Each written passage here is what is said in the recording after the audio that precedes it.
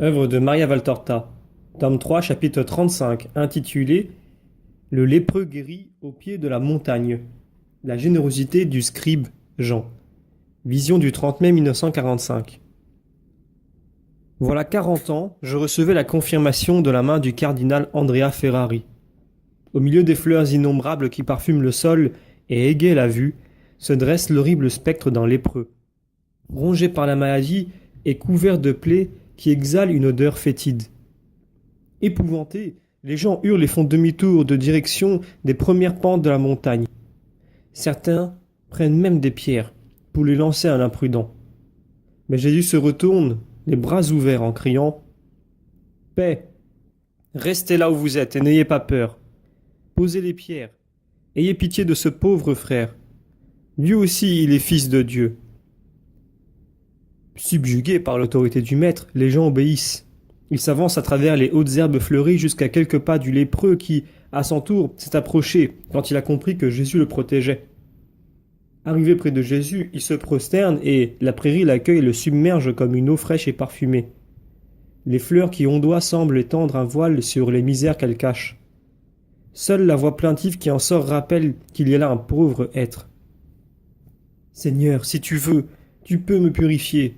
Aie aussi pitié de moi. » Jésus répond « Lève ton visage et regarde-moi. » L'homme doit savoir regarder le ciel quand il y croit. Or toi, tu crois, puisque tu l'implores.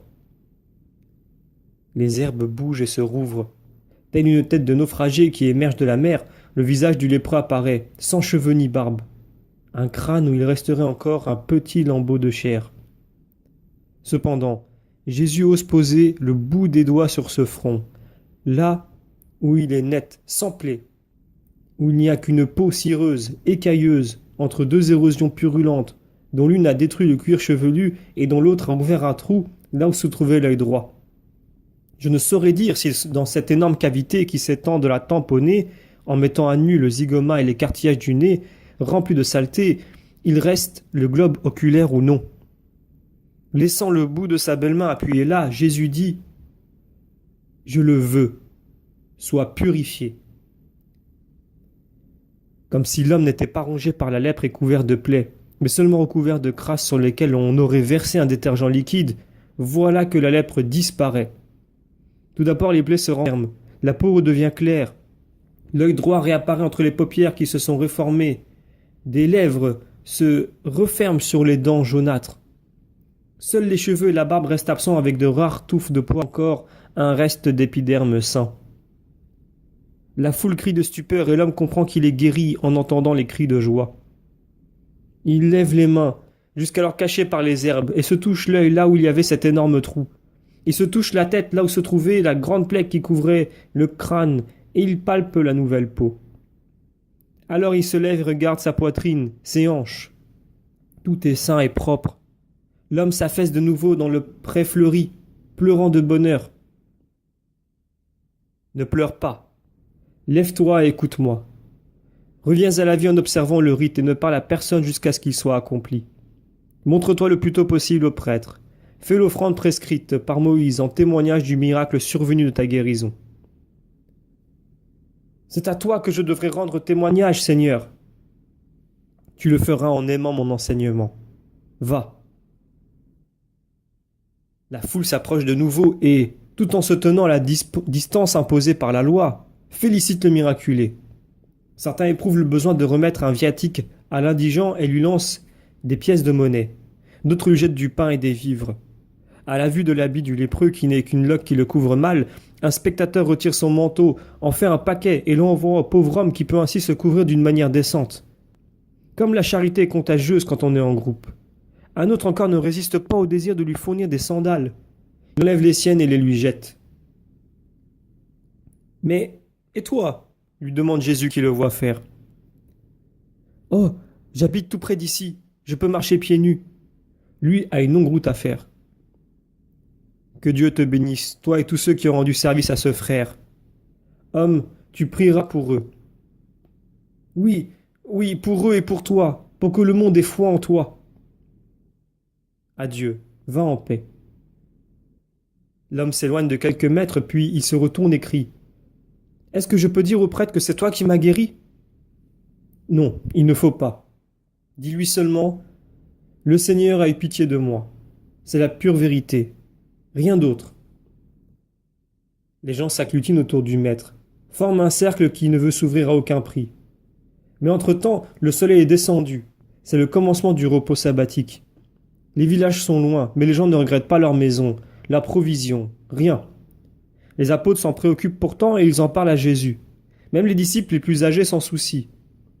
Il y a des femmes et des enfants, et si la nuit est tiède et l'herbe des prés soyeuse, les étoiles ne sont pas du pain et les pierres des talus ne procurent pas de quoi se nourrir. Jésus est le seul à ne pas s'en soucier.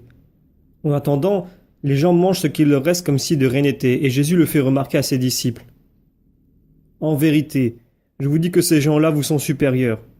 Regardez avec quelle insouciance ils expédient ce qui leur reste. Je leur ai dit que ceux qui ne peuvent croire que demain Dieu donnera de la nourriture à ses enfants se retirent, et eux sont restés. Dieu ne démentira pas son Messie et ne décevra pas ceux qui espèrent en lui. Les apôtres haussent les épaules et ne s'occupent plus d'autre chose. Après un crépuscule bien rouge, la nuit tombe, tranquille et belle, et le silence de la campagne s'étend sur toute chose, après une dernière sérénade chantée par les oiseaux. Quelques bruissements du vent, et puis le vol silencieux d'un oiseau de nuit au moment où se lève la première étoile, et au premier coassement d'une grenouille.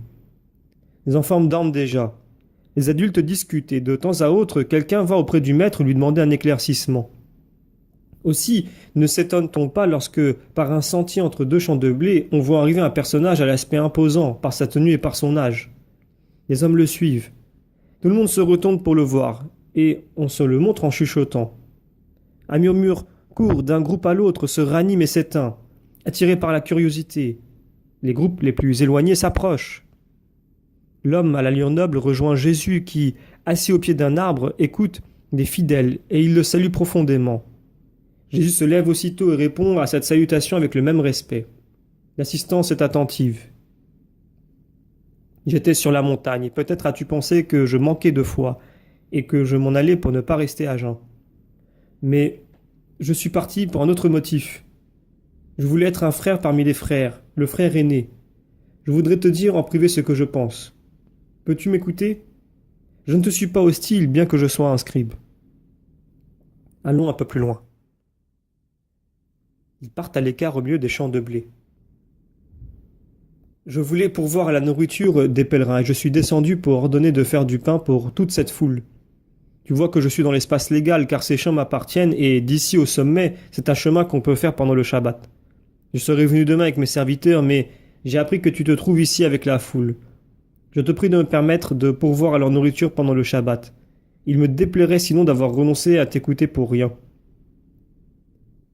Ce n'est jamais pour rien, car le Père t'aurait, par ses lumières, donné une compensation. Mais je te remercie et je ne vais pas te décevoir. Je te fais seulement observer que la foule est nombreuse. J'ai fait chauffer tous les fours, même ceux qui servent à sécher les denrées, et j'arriverai à avoir du pain pour tout le monde. Ce n'est pas pour cela. Je voulais parler de la quantité de pain. Oh, cela ne me dérange pas. L'an dernier, j'ai eu beaucoup de grains. Cette année, tu vois les épis? Laisse-moi faire. Ce sera la meilleure garantie pour ma récolte. Et puis, maître, tu m'as apporté un tel pain aujourd'hui. Toi, oui, tu es le pain de l'âme. Qu'il en soit alors comme tu le veux. Viens, que nous le disions aux pèlerins. Non, c'est toi qui l'as dit. Et tu es scribe? Oui, je le suis. Que le Seigneur t'amène là où ton cœur le mérite. Je comprends ce que tu ne dis pas. Tu veux dire à la vérité. Car il y en a beaucoup d'erreurs en nous et beaucoup de malveillance. Qui es-tu? Un enfant de Dieu. Prie le Père pour moi. Adieu. Que la paix soit avec toi. Jésus revient à pas lents vers ses disciples pendant que l'homme repart avec ses serviteurs. Qui était-ce? Que voulait-il? T'a-t-il dit quelque chose de désagréable? A-t-il des malades? Jésus est assailli de questions. Qui il est, je l'ignore. Ou plutôt, je sais que c'est une âme bonne, et cela me... C'est Jean, le scribe, crie une voix dans la foule. Eh bien, je le sais maintenant que tu le dis. Il veut simplement être le serviteur de Dieu auprès de ses enfants. Priez pour lui, car demain nous mangerons tous grâce à sa bonté. C'est vraiment injuste, dit quelqu'un. Oui, je ne sais pas comment il peut l'être l'ami des autres, commente son voisin. Bandé comme un nouveau-né de scrupules et de règles, mais il n'est pas mauvais, termine un troisième. Est-ce que ces chants sont à lui, demande un grand nombre de gens qui ne sont pas du pays? Oui, je crois que le lépreux était l'un de ses serviteurs ou de ses paysans, mais il le tolérait dans le voisinage, je crois même qu'il le nourrissait. La conversation se poursuit et Jésus s'en dégage en appelant auprès de lui les 12 auxquels il demande.